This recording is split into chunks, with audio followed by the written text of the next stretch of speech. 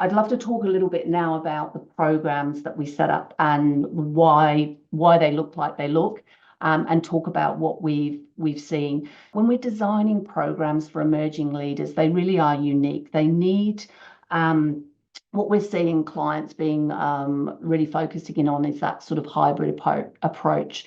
So we try and have a sort of a balance between in-person workshops and also virtual workshops, so that there's a bit of a mix. It helps to makes it more scalable, makes it more well, realistically, you're not spending as much money. That's the reality when you're not doing all in-person workshops.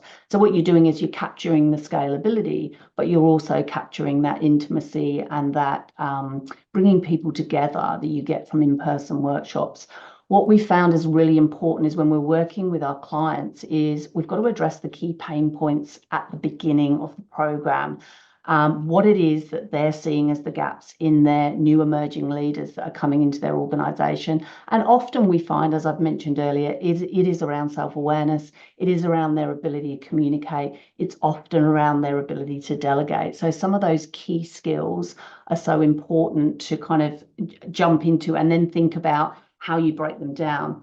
What we've also discovered around sort of building the programs that we build is that you've got to be really careful that you're not overloading. So we would never run a workshop that had more than one skill, one topic, because what you want is them to go away and then practice that skill, embed it, get better at it, etc. When we try and put too much into one workshop, it's just too much for them to take in. They don't retain it and they don't embed it. And that's a really, really key part, more so than any other level of leadership.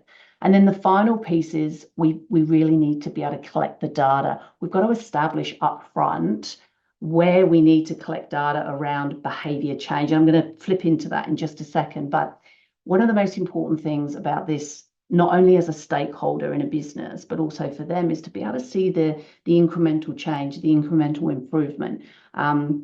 I know many times in the past I've been part of programs, run programs where we really haven't delved into the impact as much as we should. And that's really what we need to be able to show. If we are now L&D and people and culture departments that kind of sit in the engine room of a business, and we're able to actually connect the results to the results of the business, we actually become invaluable in that space. And that's really what we're focused on from a client perspective when it comes to our leadership programs.